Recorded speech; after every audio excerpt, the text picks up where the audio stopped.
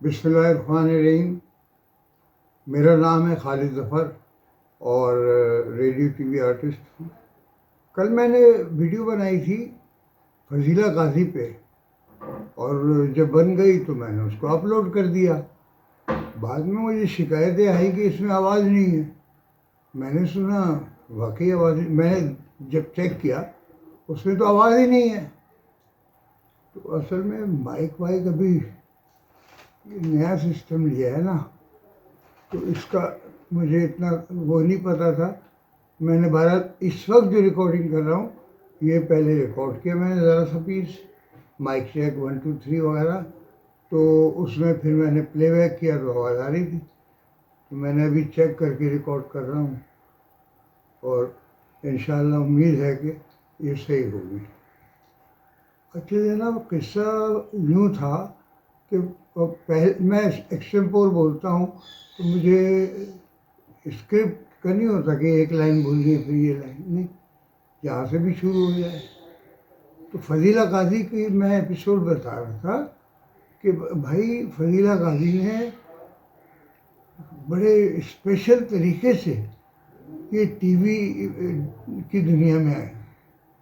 میرا خیال ہے ان کا نہ کوئی ارادہ تھا نہ کوئی شوق تھا، اور جیسے اور آرٹسٹ ہوتے ہیں جیسے میں تھا کہ میں نے دھکے کھائے، بہت چکر لگائے ٹی وی اسٹیشن کے، تو ان کو ایسا کوئی کام کرنا نہیں پڑا ایسا. تو یہ ہوا یہ تھا. اب میں اصل واقعہ بتاتا ہوں. ہوا یہ تھا کہ فضیلہ غازی اپنے کچھ کزنز اور سہیلیوں کے ساتھ، والدہ کے ساتھ ایک جگہ کہیں گئی، وہاں شوٹنگ ہو رہی تھی، اور شوٹنگ تھی کوکنگ آئل کی غالباً.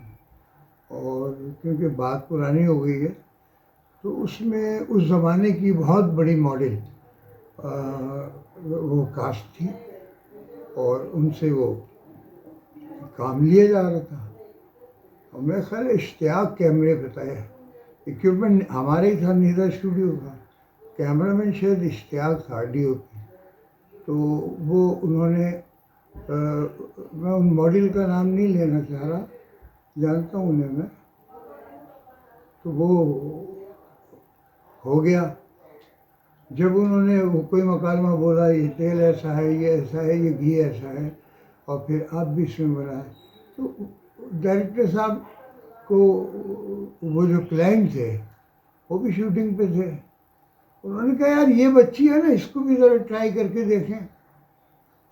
اب ظاہر ڈائریکٹر یا کیمرہ مین یا کوئی بھی وہ اعتراض تھوڑی کر سکتا ہے. مالک ہے بھائی، اس نے شپ بک کی ہوئی ہے، پیسہ خرچ کیا ہوا ہے، بنگلہ ارینج کیا ہوا ہے. تو اس نے کہا ٹھیک ہے جی کر دیتے ہیں. ابھی وہ ہیروئن ہٹی وہاں سے اور اس کو بٹھایا، فضیلہ کو بٹھا گیا ان کو. تو فضیلہ نے ان کو کہا وہ دوسری لائنیں آپ بولتے ہیں، وہ ابھی بول رہی تھی. اسکرپٹ دکھایا کہ دیکھیں یہ بولنا ہے. یاد کر لی بچی تو تھی، یاد کر لیا، اور یاد کرنے کے بعد اس نے بغیر کیمرے سے ڈرے بول دیا. پھر لوکیشن چینج ہوئی، کچن کا سین ہوا یا کوئی سین ہوا، اس طرح 2 3 جگہوں پہ وہ ماڈل کو لے کے شوٹ کرتے رہے. اور پھر فضیلہ بھی وہی شوٹ کرا دیتی ہے، وہ ان صاحب کی فرمائش پہ. تو اس طرح سے یہ شوٹنگ تو ہو گئی. اب آئی ایڈیٹنگ. اچھا اب میں تو نہیں جانتا کہ یہ کون ہے وہ کون ہے. میں نے ایڈیٹنگ شروع کی، ٹیپ لگائی، یہ میٹک پہ تھا، ٹیک لگائی، سرچ کیا آگے پیچھے، اور میں ٹکڑے جوڑتا چلا گیا. تو جب جوڑا میں نے تو دیکھا انہوں نے، یار یہ اچھا بنا ہے بس. پھر اس کے بعد اس میں کوئی کہنے لگے یار وہ بچی کا بھی ذرا سا ایڈٹ کر کے دکھاؤ. میں نے فضیلہ کا جو پورشن تھا، اب مجھے تو نام نہیں معلوم تھا اس وقت، بچی کہہ رہے تھے ہم، بچی کا پورشن دیا اور وہ ایڈٹ کیا میں نے. اور اسی طرح سے جو ایفیکٹ تھے ڈیزالو وغیرہ جو بھی تھا وہ لگا لگو کے اور وہ انہیں دکھایا. یار یہ تو بہت اچھا لگ رہا ہے. آپ بتائیں. میں نے کہا ظاہر ہے نیچرل ہے سارا, اور بچی ہے, اس کے آپ ایکسپریشن دیکھیں, فیشل ایکسپریشن لائنس کے ساتھ سنگ کر رہے ہیں, اور نیاپن بھی ہے, بے ساختگی ہے اس میں. کہنے لگے ہاں, کہنے لگے یار ایسا کرو اسی کے بیک گراؤنڈ ڈال کے وہ کہنے لگے اسی کے ریلیز پرنٹ نکال دو. تو اس زمانے میں یہ ہوتا تھا, پی ٹی وی کا الگ, این ٹی ایم, ہاں این ٹی ایم آ گیا تھا تو این ٹی ایم کے پرنٹ الگ نکلتے تھے. این ٹی ایم کے اگر 4 اسٹیشن ہے تو 4 کاپی این ٹی ایم کی ہے, 6 ہے تو 6. تو ہر اسٹیشن پہ وہ کاپی جاتی تھی, اور پی ٹی وی میں اسی طرح کراچی اسٹیشن. تو وہ سینسر وینسر ہو کے آ گیا تو انہوں نے کہا لگا بس ٹھیک ہے. اب وہ آن ایئر ہو گیا. اب آن ایئر ہونے کے بعد تو دھوم مچ گئی, ارے یہ کون ہے, یہ کون ہے, یہ کون ہے, یہ لڑکی کون ہے, یہ ماڈل کون ہے. تو ہمیں تو نہیں پتا, ہم تو اپنے کام میں ہی لگے ہوئے. ہمارے یہاں تو مطلب دن رات کا کام ہے, تو ہمیں کیا اس سے. خیر اس کے بعد جناب, ہاں میرے پاس کمرشل ایک آیا, اپنا منظور روفی صاحب ہیں. روفی تو ان کے چھوٹے بھائی کا نام ہے, لیکن منظور صاحب جو ہیں مالک, وہ روفی بلڈرز کے مالک ہیں. تو انہوں نے مجھے ایک کمرشل دیا روفی پیراڈائز کا. تو میں نے اس کا اسکرپٹ بنایا, آڈیو بنا لی. تو کہنے لگے ہاں یہ لے لو اور بنا لو. وہ جو بات چیت ہماری ان کی تھی وہ طے ہوئی, اور میں نے فضیلہ کو اس میں میرے اسٹاف کے بچے نے کہا یار اسی کو بلا لیں. جائے کیا جائے, میں نے ہاں بلا لو.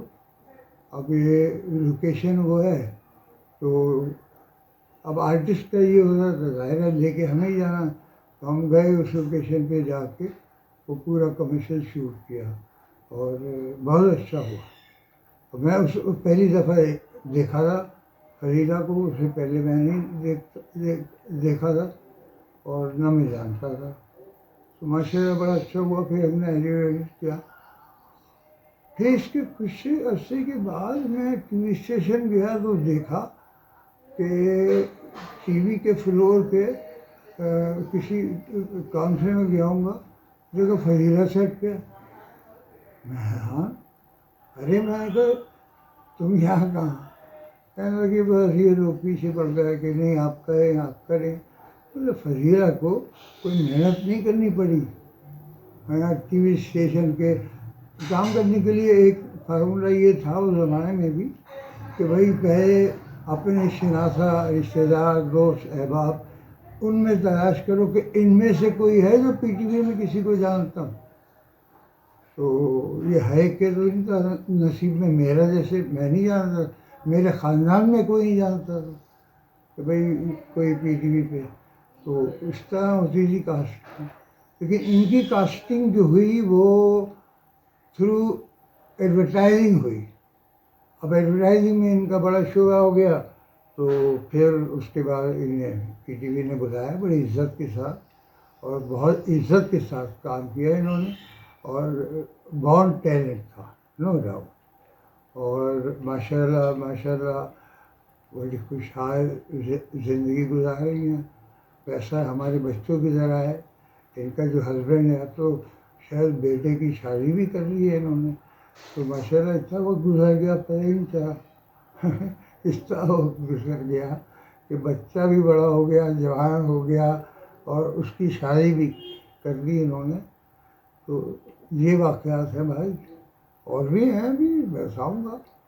بس آپ لوگوں کی سپورٹ اور حوصلہ افزائی چاہیے. انشاءاللہ پھر میں اور بتاؤں گا. اس کے بعد میں ہاں اب میں بناؤں گا عمر شریف کے ساتھ.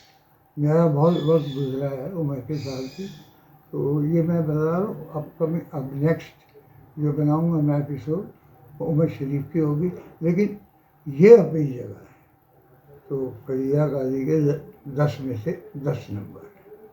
بہت شکریہ آپ لوگوں کی سپورٹ اور تعاون کا, بہت شکریہ. اجازت چاہتا ہوں. اللہ حافظ.